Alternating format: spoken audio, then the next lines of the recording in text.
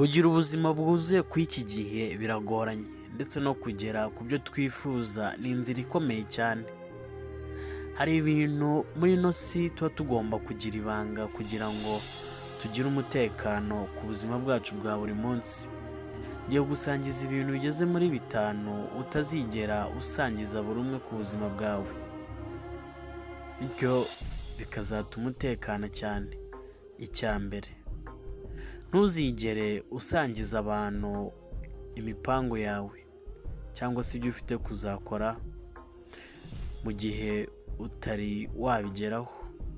Bisubiremo, ntuzigere ugira usangiza imishinga yawe, kuko iyo ubwiye abantu ibyo ushaka gukora mbere y'uko ubigeraho,